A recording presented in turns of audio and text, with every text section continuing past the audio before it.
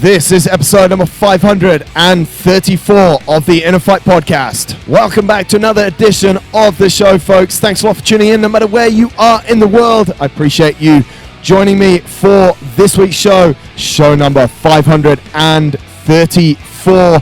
We are cracking on with these, and a massive shout out to our show sponsors, Smith Street Paleo. As always, please do hop over to smithstreetpaleo.com. Check out all of the paleo goodness over there, meal plans, recipes, they got it all. If you've been over there and checked it out, you're on a meal plan, good on you. If not, go get cooking. Loads of different recipes. You need to go and check them all out. smithstreetpaleo.com. Thanks to those guys for their support. Here we go. 534, and I'm all alone. If you're watching the video version of the show, you can see that I'm all alone. Looking a little bit lonely here, but I'm going to chat to you for the next 40 minutes. All about one thing. No, it's not what I'm doing right now, drinking coffee, but I'll have some. What I'm going to talk about today is based on actually a lot of questions that I've been getting from different people, either through my Instagram or direct messages to the show. Remember, if you do have anything that you want to ask us here on the show, winning@innerfight.com. We'd love to hear from you. Topics you want to hear us address, questions you want to answer. And this has been a question that's been come up quite a lot recently. That's why I thought I'd address it in a show dedicated only to this. As the title says, what are we and where are we going? All about the InnerFight brand. You can see it, all of the logos behind me. A lot of people know the story of where the brand came from, and a few people know exactly where we're going, those people that speak to me often. But I thought I'd share it through this podcast. We've got a lot of you that do not live in Dubai and we don't speak to regularly, that we want to know exactly where the brand came from and also our direction. There's been a lot of changes in recent times through CrossFit. What is CrossFit? Why are we affiliated with CrossFit? Do people know that we are actually affiliated with CrossFit? All of these are massively interesting points that I want to talk about in today's show. Interesting times as we're going to go into later for CrossFit, what they're doing, their latest thing about social media as well. That's a super interesting move by those guys. I'm sure a lot of you have got different opinions on that as well. But I want to kick off this show by talking a little bit about the background of where the brand actually started. I think this is something that's super important to me, something that's super close to my heart as well. And some people actually know this story, but a lot of people don't. And I think this is the first time I'm going to speak openly about this in a podcast, not because it's been a big secret, but because, I don't know, I just didn't ever think that it was worth a show before. But I want to tell you guys a quick story about what happened back in, it was around 2004, 2005. I was actually sat on the side of a rugby field and I heard this big voice behind me, and this guy was talking to another friend of mine who was a personal trainer at the time, and he was talking about getting some personal training, and all I could hear was this big voice going, it's really expensive, that, mate. And this personal trainer friend of mine turned around to him and said, well, you know, you get what you pay for, and at the end of the day, this is your life. And this is your body, and you need to make sure that you're taking care of it. And I thought, wow, yeah, that's a pretty good way of saying it. And what really is the price of your health and, you know, of the good times you're going to have with your family? And this guy continued to argue. And I was like, mate, what are you arguing for? And I turned around and I said, listen, don't worry about him. Where do you live? And this guy told me where he lived, and it was quite close to my house. So I said, well, listen, if you want to train, I'm going to train tomorrow morning at 6 o'clock. I'll come around to your house and I'll train you. And this guy's face just sort of went blank, because obviously he was just making up excuses as to why he didn't want to train. And one of them was the money. Actually, it wasn't really the money. It's just that he didn't really want to train bad enough. And I put him on the spot a little bit by saying to him, you know, 6 o'clock tomorrow morning, I'll be outside your house. And for me, that was about a 2.5K run from my house at the time to get to his house. So I was like, well, the worst case scenario here is going to be that I get a 5K run. I'm going to have to get there and back, and maybe it shows up, maybe it doesn't, but I'm going to get my 5K run. So I was like, okay, you know what? I'll do it. I'll see you there. And this guy's face obviously went blank, but he couldn't get out of it. So I set out, got there a little bit early, and well, I thought I was early. I got there just about 10 to 6, and this guy was already outside. Pumped up, fully pumped up, ready for his workout. And I was actually, to be fair, I was quite surprised that this big mouth guy, big dude, he was about 130 kilos, big deep voice, was actually outside his house. But he was keen. It was like first day at school. And I thought, wow, this is going to be interesting. And he said, what are we going to do? And I was like, well, just check what's going on first. I thought to myself, I said, well, you see that floodlight just down there? It was still just daybreak, so just getting light. The floodlights were still on, or sorry, the street lights were still on. And I said to him, I said, well, do you see that street light down there? It was about 100, 150 meters away. He said, yeah. I said, we're going to run to it. And he looked at me like, oh, this is the easiest thing in the world. So I said, yeah, we're just going to run to there. And then between that one and the next one, we're just going to walk. And you see how this is going. The street lights were going up and down. So anyway, we got about 100 meters into the run, and this guy was puffing and panting. And I was like, oh, I'll let him go. We'll get to the 150. And we got to 150 meters. And I said, right, now we're going to walk. And I think that was welcome relief to him, to be honest, because he was absolutely smoked. And we did a few more of these, and then we went back to his house and did some lunges, as we still do now here in InnerFight, just to check how people are moving. A few lunges, see what the movement's like, and he couldn't do those very well. And literally 15 to 20 minutes later, I said, okay, that's it for the day. He's like, what do you mean that's it? I said, that's it. I said, you're done for the day. He was trying to protest and say, no, I need to do more. But to be honest, this guy was absolutely smashed. So it was the right thing to do. I said, mate, if we keep on going, you're probably going to have a heart attack. So let's call it a day there. I said, I want you to go home, have your shower, and I want you to think about whether you really want to change your life. I said, because if you want to change your life, I'm willing to help you. I live a couple of K from here, and I'll run here 3 times a week. We'll work out together. I said, but all I need from you is a commitment. I said, I'm going to give you my time. All I need from you is the commitment that you're going to do this. And he looked at me like I was crazy. And I said, and he's like, no, that's cool. I said, mate, I don't want to answer now. I said, I want you to go away. I want you to have a think about this. And I want you to give me a shout later on today, after lunch. Of course, literally 12:30, he calls me up. He goes, mate, I'm in. I said, why are you in? And he said, I want to make these changes to my life. I've got a young family, and I really want to get better. And I was like, okay, I'm done. I said, we're on 3 days a week. He said, but one better than that.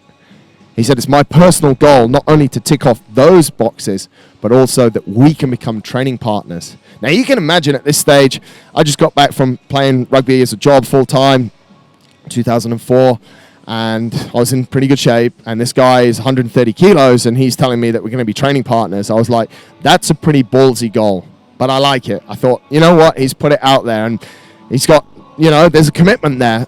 And we started training, and we ran a lot between those lights. We did a lot of different lunges, a lot of stuff outside. Some days it was easy, most days it wasn't. He had to make a lot of sacrifices, lifestyle habits, routine changes, food, all of the stuff that anyone who's been through a transformation, which I know a lot of you guys have, you've had to do. And it's not easy, and it was not easy for this guy. And he did it, and he showed up every day. And every day was early, and every day was keen. And I was like, well, I can't ask for anything else. I was getting a 5K run every day, so 3 times a week, and I was able to do my other workouts, so it was all fitting in. This was going super well. And it was actually in the days of the Lakes, where there's Fitness First now at the Lakes Club here in Dubai. And this guy got a membership for himself and for his family into the Lakes Club. And he said, should we start training in the gym?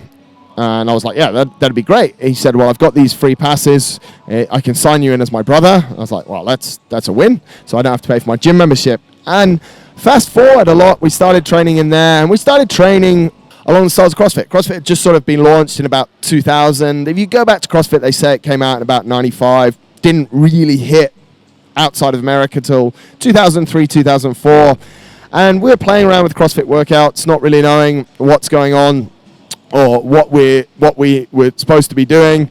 And we didn't really know what the workouts were, how they should come together, and exactly what was happening. So we're just playing around with it, and this guy was losing weight.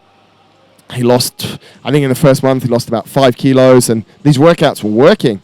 And people at rugby were seeing us, they were seeing that this was happening, and they would then say to us, oh, you guys are training this different training. We say, yeah, we're training this sort of CrossFit style of training. It's a little bit different, but we're really enjoying it. And he was in great shape, and a few more people started to come down. Before long, there was 3 of us, and then there was 4 of us, 5, 6, and it started to grow. And I was like, this is cool. Like, people are coming down. Say we'd do the same workout every Sunday. We'd sort of repeat a lot of stuff. The workouts were hard mentally. People were getting challenged. People were changing. People's habits were changing. I was like, there's something here. And we actually I was playing with workouts back and forth with a mate of mine in Australia, Rookie, who owns Reebok CrossFit Gold Coast. And we'd send a workout, I'd do it, and he'd say, oh, I did this in this much time, or, we'd just go back and forward and share different workouts, and we'd try and beat each other, and God knows the technique was terrible, and we were probably almost doing ourselves a lot of damage, but we're having a lot of fun and getting good results. And one of the guys actually turned around to me and he said, wow, it's super amazing what's happening. We've got loads of workouts. Why don't you write a book? And I said to him, mate, listen, I think online is the way it's going to go. So let's put all these workouts online. And that's really how we started. That's how InnerFight.com started, because we're going to need a place to put the workouts, and sort of like, what should we call this thing? And I was like, well, it's not really about the training. It's more about sort of what's going on upstairs. It's all really mental. So it's these battles, and that's how we got to the name InnerFight. So that's really how the brand started. If you keep fast forwarding, we moved from that gym in the Lakes to 24 Fitness here in Dubai, as a lot of you might know. After a couple of years, that opened up and we started training out of there, and more people started coming down. We'd have 13, 15 people in a session, and I was just training with the guys, and we're all having a good time, and everyone's getting fitter. And one of the things that I saw that was happening early on is that because we made the fitness, not the fitness, because we made fitness enjoyable, and we created this team atmosphere that came from rugby. We had a really unique environment. If someone didn't show up, it wouldn't be me that would call them. It would be one of the other guys that would call them and would say, how come you weren't at the gym this morning? And I thought that was very special. And I thought our camaraderie, even for the people that were just coming in, like we'd have random people, they weren't all just friends. They would come in, and I thought that was very strong and very motivating for people. And I started to think more about like what really was the brand, like what was InnerFight. And that's actually how we moved into the brand values. And I was like, well, it's actually quite simple. So simplicity was one, because we just turn up and we just work out really hard. So then hard work was two. As I said before, it was fun. So then we came to fun. And what was super important then is still obviously super important now, was the honesty we're having with each other about doing the reps, doing the workouts properly. And I think that's something that is something that stayed. Honesty to me is one of the main things that helps people perform super well. At the same time, the workouts were very mentally challenging, so there needed to be this big element of mental toughness. So there was another brand value that came. So all of our brand values came super easy, and it was wrapped up. I think we've got 6. The last one there is just Smash Life. It's just the sort of the conscious to say, I'm just going to get the very best out of my life in any situation. I'm just trying to make the best of it and just live the very best life I can. And those brand values were sort of born in those early days. This was probably about 2007, 2008. When the website went live was 2008. And those brand values were born, and I think they're super important, and they remain very true to every single thing that we do now. And I think if you ask people what InnerFight's about and start to throw those words around, then there's immediately a very strong connection. But then I thought, like, well, what do we do? Because I think we needed a vision even at that early point when it was just a website and just a few guys training out of a gym in Al-Quoz. Like, what do we actually do? And this took me a while to come up with, but I thought, well, we just make people better at life. It's not just elite performance or high performance. It's everyone. The guy that I started with had a family, and he just wanted to be better because he wanted to be a better father. And everyone had their different story that was coming. And I was like, well, InnerFight makes people better at life. So that's a background of what was going on then. And actually, during that time, I was still playing rugby. I was training for the 2009 Rugby World Cup Sevens, which was held here in Dubai. And I used this style of training, this CrossFit style, this InnerFight style of training for that. And it put me in sort of the best shape that I'd been in my rugby career. So I knew there was something very, very special about the training. And then actually after the 2009 Rugby World Cup Sevens, I stopped playing rugby. About 6 months later, I got an injury on my hip, and I thought, well, that's kind of enough. And that year was quite an interesting time. I was working on the brand, on the website, and I was actually still working at Adidas in 2009. And at the end of 2009, I moved to Nike. And it was an interesting move because later on, I'd gone to find out that actually it wasn't because I wanted to move from Adidas to Nike. It's because I wanted to move from that job to making this thing my full-time job, which, as a lot of you that are going through that or have been through that, it's not the most not the easiest experience out there, that's for sure. A little bit of coffee. And, you know, sometimes it takes a little bit of a detour to get to where you're going. And Nike was pretty much a little bit of a detour for me.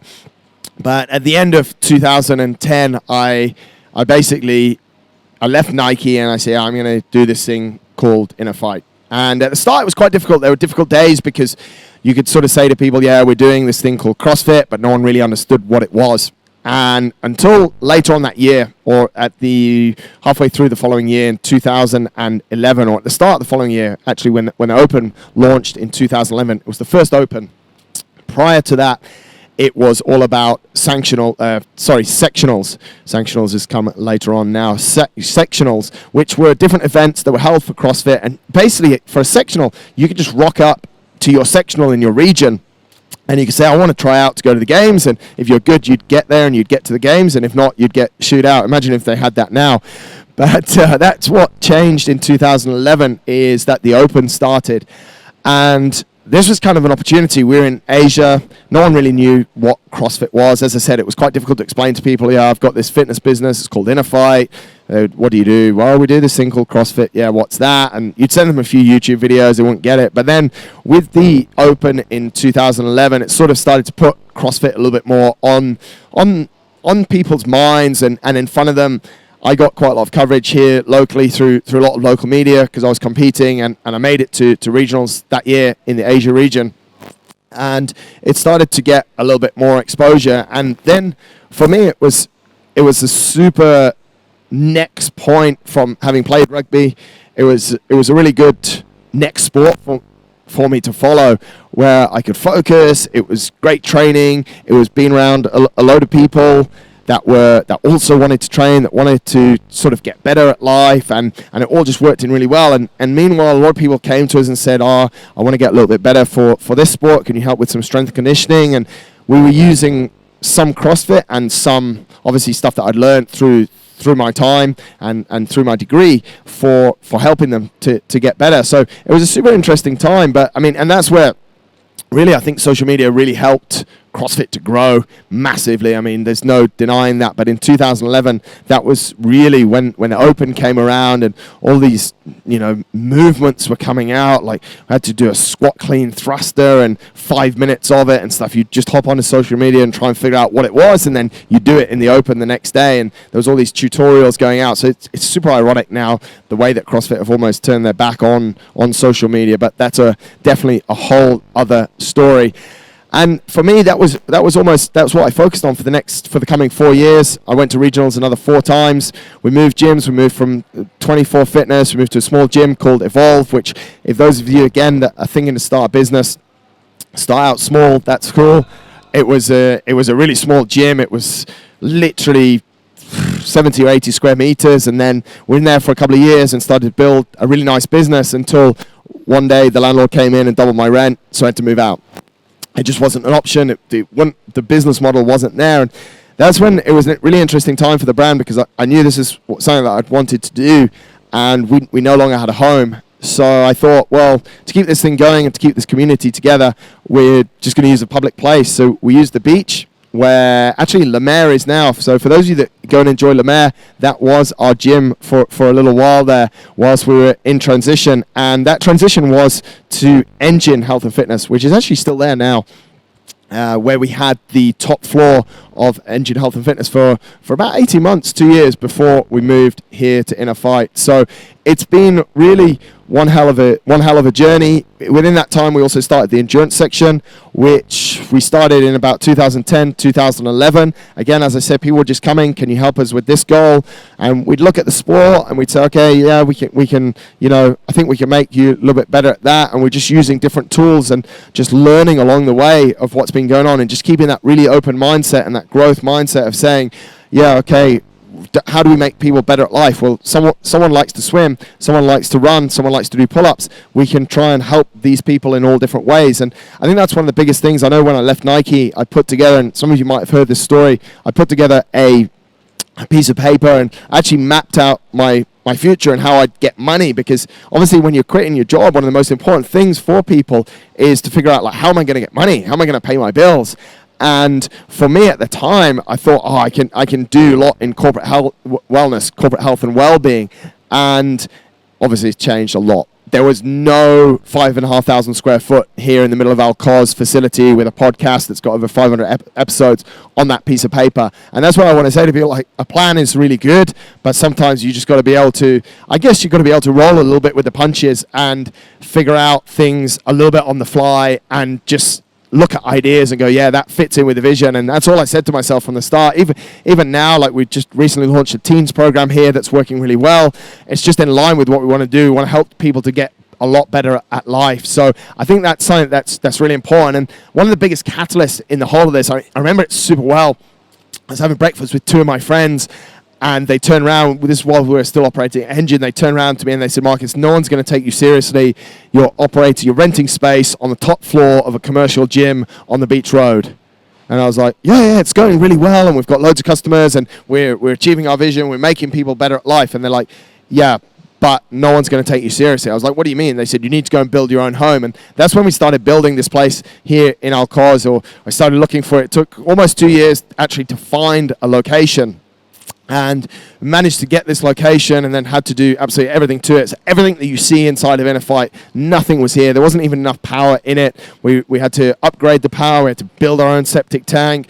All of these things that, to be honest, I had no clue about. But as I said before, you can't put it on a business plan. You kind of have to learn it as you go. And I think that was one of the most incredible periods of my life for learning new things and just trying to have to understand electrical loads and all the different regulation around, like, gyms, what gyms have to have, how much percentage of it has to be sort of open light. And then we had to cut a hole in the side of the warehouse, and that's all the windows that you see around the side of the warehouse now. So really a super, super interesting time, and also really high risk. But I think one of the biggest things for me in that time is just remaining super focused each day. I couldn't get overwhelmed by what was going on. I just had to focus every single day and go, okay, yep, today we need to get X, Y, and Z done, because it's taking us to the opening of this facility. And as many of you who have built something from the ground, especially here in Dubai, would know, these things take quite a lot longer than you expect. So it took almost 6 months, of which 4 months I was paying double rent, so paying a rent here and paying a rent at Engine, and it makes it all very, very interesting, and it makes it a huge challenge. And if you don't remain focused on the jobs that you have to do that particular day, you're never going to get to the end goal. So that was really the biggest thing, and that's where I think I learned a lot about just being, like, focusing on what you need to do that particular day. And day after day it went, and then almost just over 5 years ago actually opened the doors, and then it changed things. Those guys were right, because it gave us a home, and we were 100% in control of the environment. We're able to figure out exactly what we wanted, how people feel when they come in. And we've learned along the way, I think that's one of the biggest things, one of my biggest learnings, is that always just keep on listening to people, what people say to me. This will make it better. And when people turn around and say, something will make it better, if it makes sense, we're always going to do it. And that's why I always say, like, people have built this gym and they've built this brand. The ideas, 80% of the ideas have come from other people. So I'm super thankful for everyone that's sent me an email or sent me a message and said, you should do things a little bit different. I think one of the things as well that that's amazing is some of the members that we've had since Evolve, or since almost 24 Fitness, guys like Brooksy, Neil. I remember Mohamed and Shaky Baby, they came to Engine. Mohamed came a little bit to Evolve, and then they came to Engine. And Tina, she's been around for such a long time. These people have been here, and they've given us, their lives to take care of, their fitness lives to take care of for the last 8 years, which I think is, something that's absolutely amazing. And obviously in that time, with the explosion of the Open from 2011 and everyone wanted to get involved, we're probably in a good position here in Dubai. We're one of the first CrossFit affiliates, which is something that you don't really see marketed very much through our brand. The fact that we are a CrossFit affiliate, the fact that I pay CrossFit $3,000 a year just so we can host the Open here, it's not really good return on investment. And we've not had thousands of people join us because we're a CrossFit gym. I think we've had more people come to join the gym because they've heard about InnerFight and what it is, and all the people that have been, and people like you guys that listen to the show are just great spokespeople for us. So thanks a lot to you guys that You've helped us to put the word out there, but we've been a CrossFit affiliate for all of that time. And what it's obviously done is it's in that time, it's allowed us to host the Open and to continue to build community, which is what CrossFit is really about. I never kept CrossFit in the brand name, as you can see on our logo, and I've done that because I didn't want to build CrossFit's business. I want to build our business, and I was paying, and we're still paying that fee to CrossFit to use some of the good parts of them. At the moment, it's just the Open, as I said, but that's still a great part, which helps to build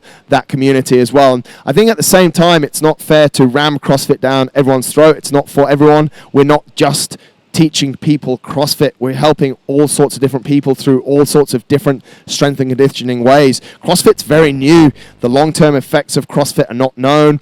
We're not sure what will happen to all these people. Even myself, having done sort of competitive CrossFit for a number of years, what is the long-term effects that I might have on my body? We don't really know, but we know a lot of the long-term effects of strength and conditioning protocols. So I think that's something that we've taken good bits of everything and tried to deliver a program that we feel delivers to every single person and their different needs, which is not always the easiest thing. And that's why we do personal training, that's why we do online coaching, that's why we do classes, and that's why we do such a variety of classes as well, with the gymnastics, with the weightlifting, cardio club, teens and kids classes, so that we can try and make sure that we give everyone what they need to, again, as I said, I keep going back to, help them to keep getting better at life. I think that's important, and we'll continue to do that. We've recently launched OCR, which obstacle course racing, which we've noticed a lot of people want to move into that. Yes, I'm looking at my notes. It's all good. That makes a good show. For those of you that are watching the video version, you can see that I'm looking over at my notes to make sure I get everything in that I wanted to. OCR is all about obstacle course racing, and again, it's another scenario similar to endurance, is that we saw that market erupting, and we saw people coming and asking us, can you help us with obstacle course racing? And we're like, well, yeah, there's a lot of transfer, there's a lot of crossover here, and we'll try and help you the best that we can, to a point now where we've got George who does OCR coaching for us specifically. As I said, they're gymnastics, weightlifting, all these different elements as well. And in the past few years, it's a massive eruption of endurance. And as I say, that was never really in the plan, but with maybe you could call it an obsession, or my interest in endurance, that's something that we've enjoyed developing, and I think it's something that I think running is something that's just so natural and everyone should have to do it. And that led me into cycling as well, and lots of people enjoy triathlon, which all of these things are just great tests of the human mind and body, which I think is really important. And at the same time, we remain quite rooted in CrossFit. Look at what Boz is doing in CrossFit as she's going to the games. Minal just missed out on a place in the games this year as well. He was third in his country. Ricky is just such an incredible CrossFit athlete, but really cares about the people, as you heard in the show that we did with him just a couple of weeks back. So CrossFit is something that I still think is absolutely amazing. It's brought me so much joy, so much satisfaction, and it is a great training system. I think it's ever evolving. As I said, I think we're learning more and more as time goes by. We didn't really know, especially when I started CrossFit in 2011, no one really knew, or started competing in CrossFit in 2011, no one really knew what we should have been doing or shouldn't have been doing. And we've sort of only just figuring that out now, and what is the best training system, and is there really a best training system? I think there's a lot of people doing the right stuff, and there's a lot of people maybe not doing stuff too well either, but there's probably no definitive system. But we're still a CrossFit affiliate, and we still love being a CrossFit affiliate because of the things that CrossFit bring to us. As I said, the open, the sense of community, the fact that anyone from anywhere in the world who's traveling could just pop into Dubai and they know what they're going to get. It's almost like, probably shouldn't use this example, but it's almost like going to McDonald's and you're going to get a good workout. You can go to a McDonald's in New York, or you can go to one in Dubai Mall. Kind of you're going to get this stinky, dirty, filthy burger. Sorry for anyone who likes McDonald's. Whereas you can go to a CrossFit gym. Now they differ a little bit, but we're able to have people over from all around the world who are just coming to train on their holidays, which I think is something super, super cool. I think some of the things that people have asked me to speak about is sort of where are we going? What's happening with CrossFit? Now, I think it's been an interesting time over the last pretty much 8 to 9 months for CrossFit, where between the fact that they changed the whole CrossFit Games qualification system and the whole season, and that's just in its infancy, really. This is the first year where we're going to have 2 opens, so we're going to have another open in September time as well.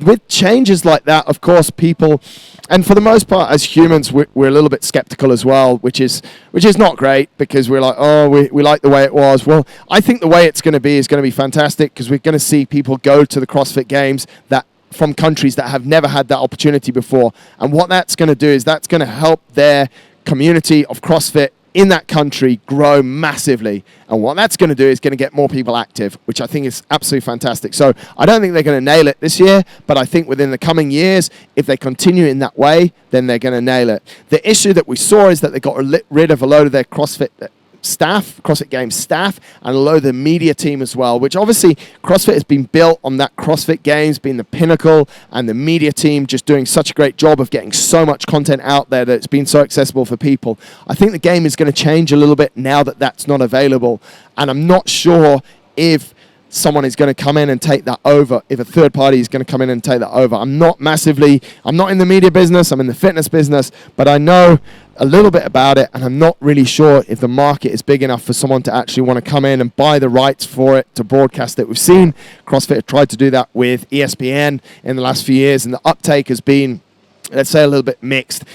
Then what CrossFit's done recently with regards to sort of taking all of its accounts offline because of sort of social, political reasonings and data protection with Facebook, Instagram. I understand that as well, but I wonder how that will continue to help them grow, because you might not like Facebook or Instagram, but if you look at it from a CrossFit perspective, that has really helped them grow their business. So, and to grow their, maybe not their businesses in revenue, but it's definitely helped them to grow their brand. So it's going to be a super interesting time for CrossFit. We'll continue to be a CrossFit affiliate until a point where it just doesn't really work for us anymore, or there is zero benefit. To be honest, as I've said a couple of times, the only benefit that we get at the moment is that we get on that affiliate map and we get to host the Open, which for us is worth paying for. But for some gyms, they've just taken away the affiliation. They just said they don't really need it anymore. They don't get enough benefit from it, so they're not doing it, which is super interesting. More coffee. You'll also have to excuse my voice. It's not quite as normal as it usually is. Anyway, we'll carry on. So where actually are we going?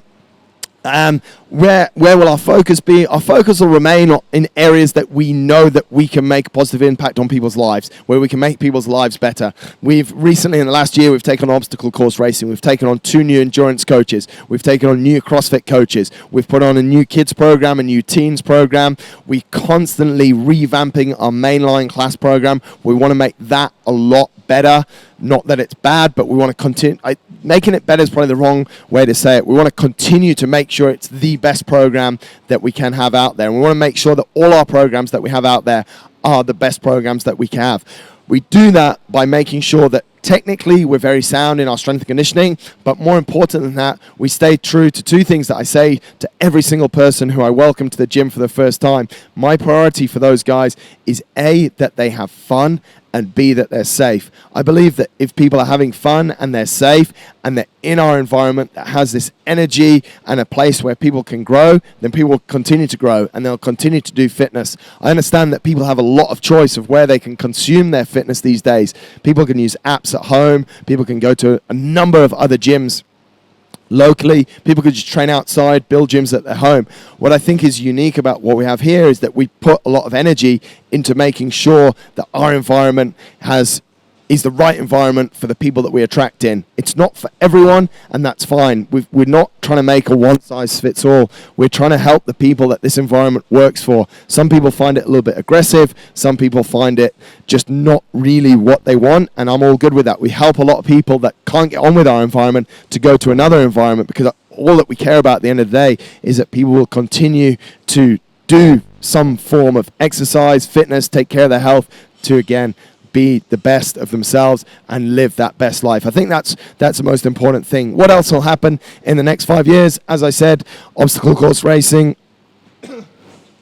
hopefully will continue to grow. It's become huge in this region with obviously with Spartan and with local interest there. We hope to continue to grow the teens and the kids program. We're just starting off a teens summer camp program, which I'm super excited about. Ricky and Lloyd have done a really good job on that as well. So those are the things where we'll continue to put a lot of our energy whilst maintaining the very best class program that we can have, so that you can be a regular class member at our gym and feel completely fulfilled, feel that you're getting stronger, feel that you're starting to look sexier, whatever your goals are. And we also hope that a lot of people will use that fitness in different areas. If you're scared to run 5K or 10K or a marathon before, we just really hope that you will then, from the fitness and from what we've taught you through the mainline class, we'll be arming you in a way to get you to do that. Or you come to Track Tuesday and you'll definitely be able to do that as well. But I think as I said about the piece of paper that I wrote when I left from Nike, I think it's difficult sometimes to plan too much. I think if you get too hung up on exactly where you're going, at the end of the day, I think the market decides a lot about what's going to happen, people's trends, and where people feel the most comfortable, they're going to continue to work, to go and work out in those places. So we have to continue to make sure that we deliver a really nice environment. As I said, none of this was in my plan at the start. So if I'm trying to look forward for another 5 years, I'm not super sure exactly what's going to happen. I think the CrossFit environment of sort of an untraditional gym and not rows of treadmills, bikes, and just idiots, sorry, but that's the way it goes, is an environment that people are just going to want to continue to work out in. I know I'm going to continue to work out in this environment pretty much forever, or outside, or just something a lot simpler than those gyms. Of course, when you have to go to those gyms, but I think this environment is it just helps people to grow and helps people to relax a little bit. The fact there aren't a million mirrors around, and the fact that, people know each other by name and people feel comfortable, that is something that is super important for motivation as well. I think we will continue to evolve. There's certain things there that I've said that we're looking to build, but the same. A year ago, we didn't have an OCR. 6 months ago, we didn't have an OCR section. 3 weeks ago or a month ago, we didn't have a teens program. So when new stuff comes in, I have to be careful here because people might just come in with crazy ideas. But if stuff fits our vision of making people better at life and it fits into what we're doing, maybe one day we'll have a knitting group for nannies. I don't really know. But the point is that I think to maintain, it's super important at all times just to really maintain a growth mindset and just say, okay, how can we help a certain population of people get better? Be if that's some sort of focus group where people just come in and have a chat, or however we do it to support the community. We've done things like that through Inner Talks where we try and provide some inspiration. I'm not sure what the next level of that is or what the next step for the podcast is. There's all of these different moving parts that we have that we continue to put our energy into. That's true to our brand values: hard work, simplicity, honesty, getting the most out of life, making it fun. And at the end of the day, we want to make sure that we're making people better at life. I think that's really the bottom line. So hopefully that's an interesting show for you guys. As I say, and my voice is deteriorating. Hopefully that hasn't put things off for you too much with my croaky voice. It's not that I've been smoking cigars. It's just the fact that it's a bit niggly there at the moment. But that's really us. That's a lot about where we started from. I've put different bits of that out before, but I think to do a single show on that, I think that's the first time I've ever done a single show about that. And I think it's super important that you guys know you're supporters of the brand, you're supporters of the podcast if you're overseas, and you guys from overseas don't get to come and sort of see and feel and enjoy the environment I'm talking about here. So I think it's important. Thank you for your support, and the fact that you guys have a little bit more insight into where the brand came from and sort of where you could see us going forward. But as I say, I really don't have a crystal ball. There'll be lots of things that will happen in the fitness industry in the coming years. We'll try and adapt, but we'll always stay true to our values and our vision. Thanks a lot for tuning into this show. My voice is almost gone. Have an awesome day. Thank you.